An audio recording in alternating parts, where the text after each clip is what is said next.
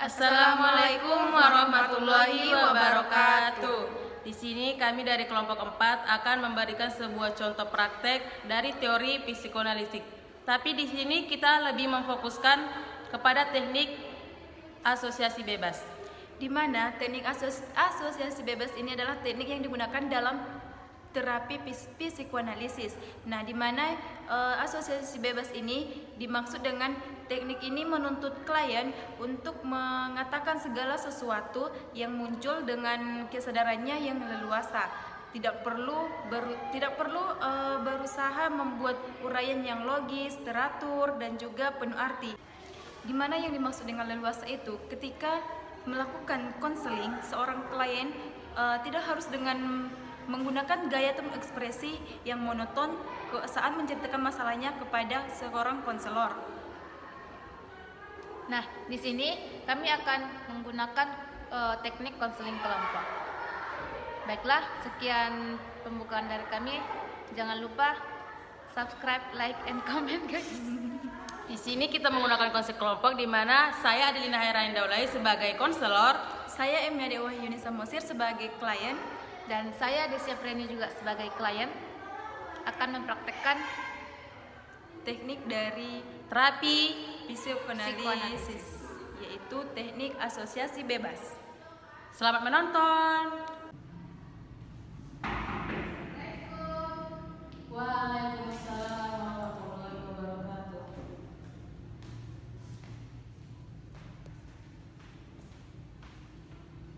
Selamat siang, Bu. Siang. Dengan saudara Desi dan saudara ini betul? Iya, Bu. Mari masuk.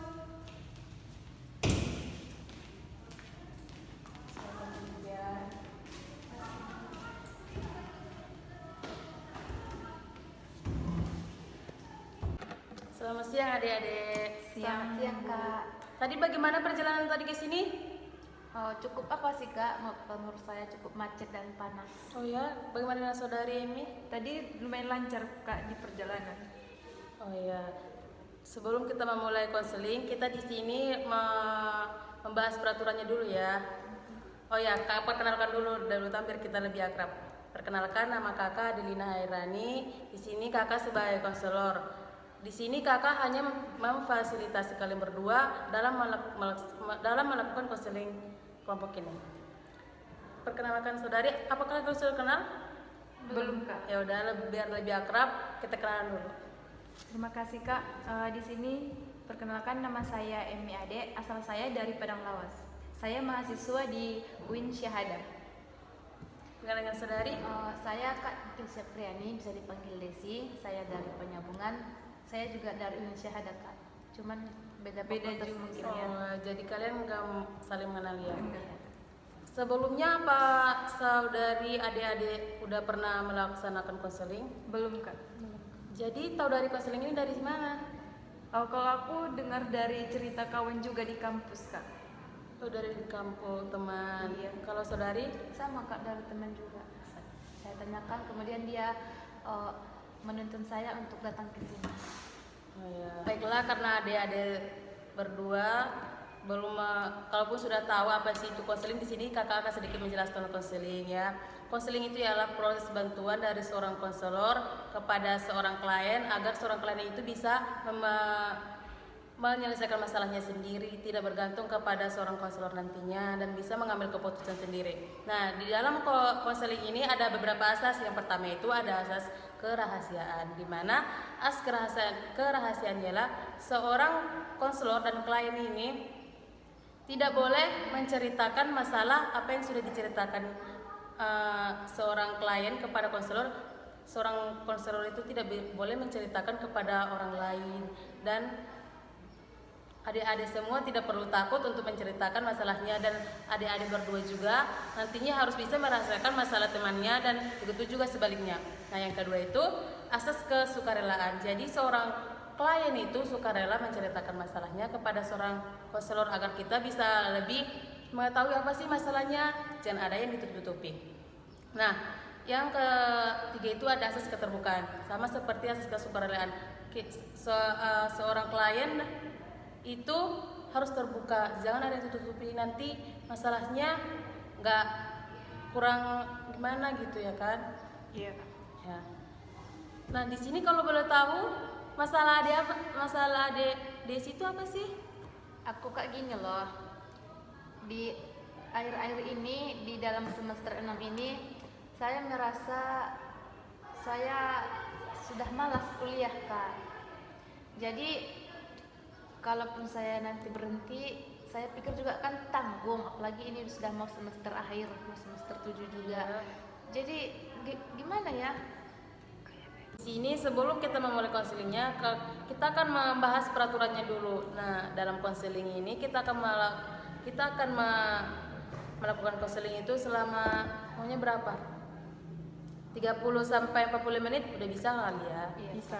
Iya. Nah, nantinya setelah konseling ini seorang klien, nah adik-adik pasti nanti akan melakukan apa sih nanti solusi dari masalahnya. Nah, setelah itu kita akan bertemunya kapan lagi?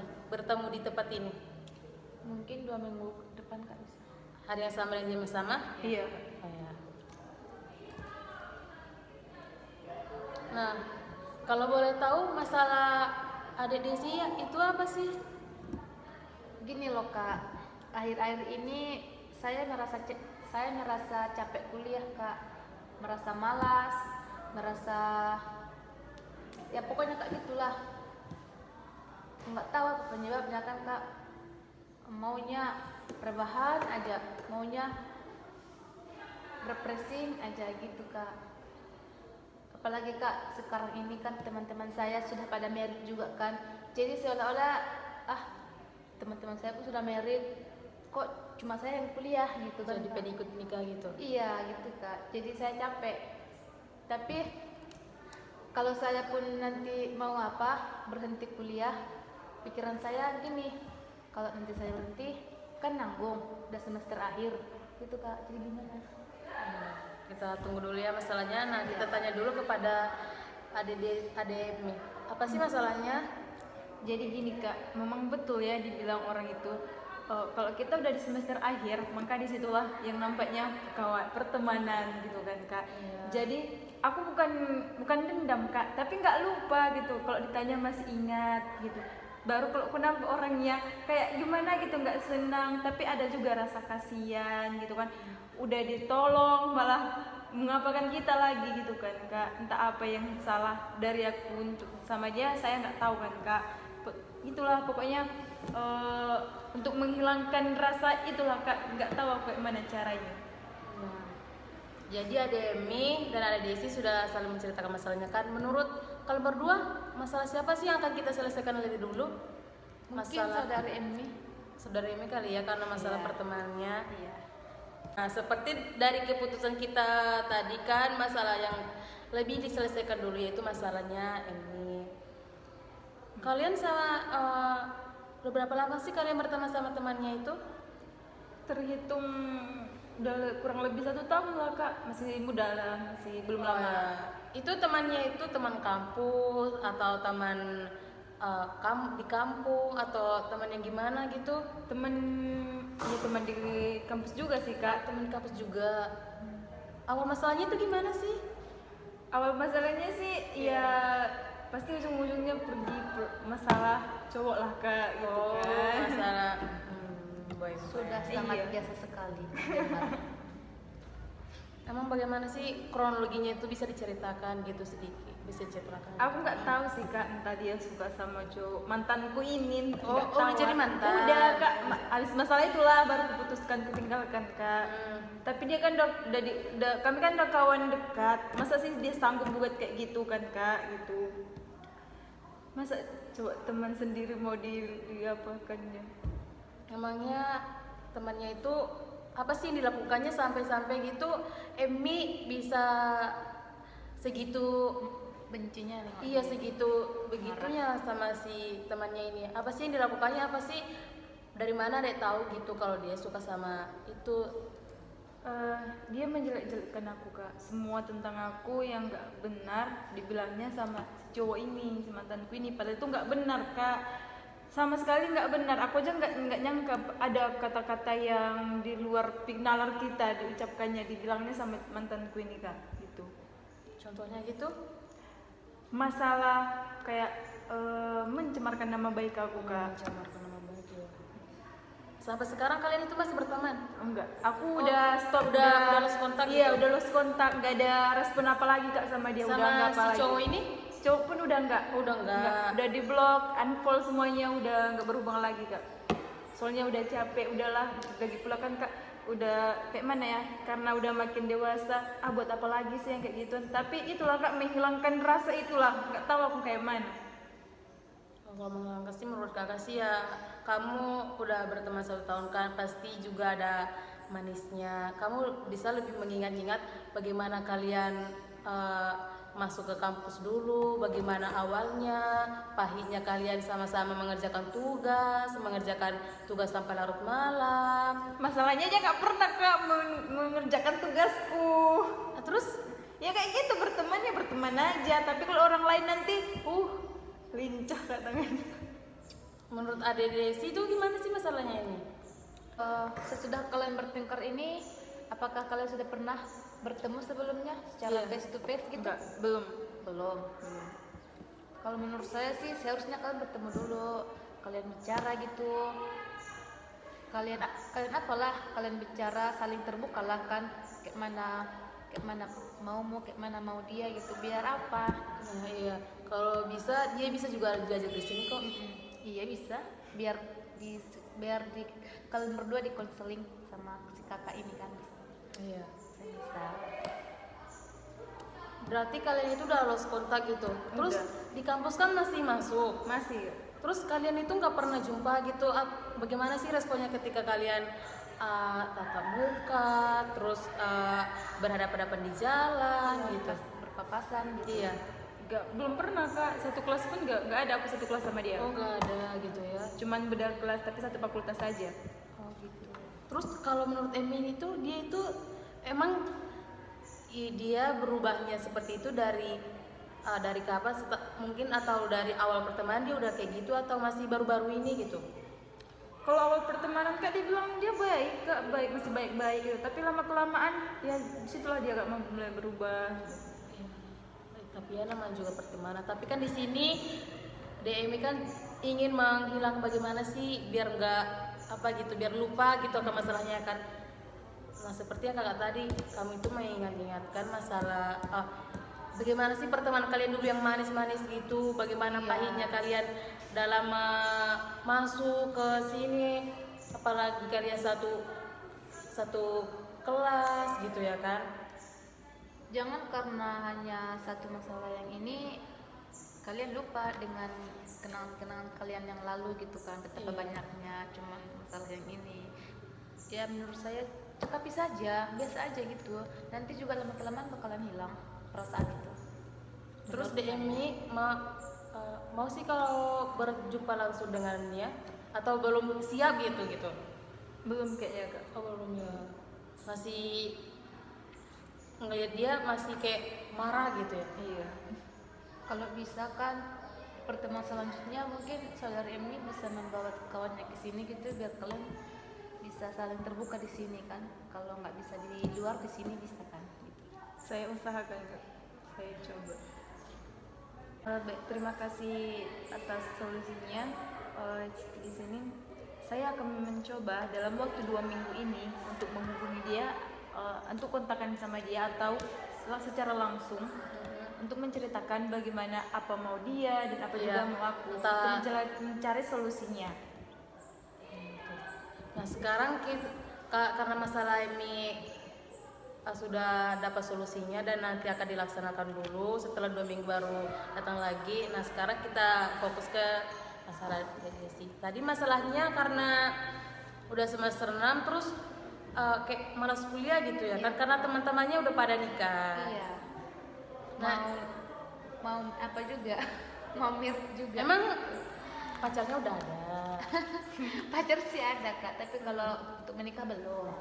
Iya berarti keluarganya kan masih ada juga ada adik kan. Nah berarti Desi anak keberapa? Anak pertama. Nah anak pertama juga berarti Kak Desi itu harus lebih memberikan contoh yang baik untuk adik-adiknya. Jadi kamu tuh harus berpendidikan yang tinggi biar nanti adik-adik kamu juga ikut mencontohnya. Tapi kalau untuk menikah sih nggak apa-apa, tapi kalau cowoknya udah bisa, kamu lihat dia sudah bisa mencukupi kamu, udah bisa menghidupi kamu, ya nggak apa-apa. Tapi kamu harus juga itu konsultasi dulu sama orang tua. Bagaimana sih kalau kamu udah nikah? Kan nggak apa-apa gitu kalau kuliah sambil nikah, ya kan? Tapi Kak, masalahnya itu ininya capek apa yang kuliah ini. Capek. Gimana cara meningkatkan kerja apa itu? Kemalasan, bukan meningkatkan kemalasan ya. Itu pula cara menghilangkan itu Kak gitu. Cara menghilangkannya, kalau menurut DMI gimana? Kalau menurut saya, pengalaman pribadi ya Kak, saya juga pernah mengalami di posisi kakak. Tapi saat kemalasan itu, di situ saya berpikir, kok aku malas-malasan yang kuliah padahal UKT-ku mahal, padahal biayaku di sini mahal. Aku teringat sama orang tua di kampung, betapa susahnya sih mencari uang itu demi anaknya. Menurut saya, karir ataupun gelar itu nomor satu. Kalau nanti kita udah berkarir ataupun udah ada gelar, bakalan kayak mana ya, bakalan pasti banyak itu nanti cowok yang datang sama kita, bukan kita lagi yang mengejar, tapi orang itu nanti yang mengejar. Satu lagi, dalam hidup kakak itu harus ada satu orang motivasi atau motivator dalam diri kakak. Seperti untuk contohnya kan kayak Mbak Najwa Shihab, dia tuh kan wanita yang berpendidikan, ilmunya itu kan banyak, luas gitu, pengalamannya, pengetahuannya gitu. Pasti kita entah dosen gitu kan, pasti kita pernah merasakan, wah hebat kali ya ibu ini, wah hebat kali ya saya. Pasti pernah itu tercantum dalam diri kita, Kak, saya juga harus bisa seperti ibu ini biar bisa nanti membanggakan keluarga gitu. Iya Kak, makasih. Nah, kamu itu kalau dalam kuliah itu, terus kamu itu cari yang teman yang gigih, yang dia gimana gitu ingin mempercepat bagaimana biar proses kuliahnya itu cepat selesai. Kamu jangan untuk berleha-leha, boleh sih untuk ya bermain-main, tapi kita ingat juga kuliah kita cari teman yang seperti itu. Jangan kita cari teman yang bisa nanti itu skripsinya masih ada gitu, masih kakak-kakak yang semester 12, aku masih semester 8, masih semester 6 gitu. Baiklah Kak, terima kasih ya atas sarannya, dan ada juga kedepannya saya akan lebih bergaul lagi dengan orang-orang yang rajin bersekolah, yang aktif kan, Ya, aktif di kuliah. dan seperti yang tadi saudara Emi bilang, saya juga akan mengingat betapa susahnya orang tua itu dalam mencari nafkah itu kan, Dan harus bisa jadi contoh yang Iya, baik buat buat adik-adiknya. adik-adikku juga. Ya, kasih Kak. Ya. Nah, karena waktu kita udah cukup, udah tidak terasa udah 45 menit ya. Kita cukupkan saja sampai di sini. Nanti kita ketemunya lagi 2 minggu setelahnya ya kan? Iya. Di hari yang sama dan di yang jam sama. Baiklah. Terima kasih. Kalau ada kata-kata kakak yang kurang berkenan di hati adik semua, kakak minta maaf ya. Iya Kak, kami juga. Ya. Assalamualaikum. Diskusi kita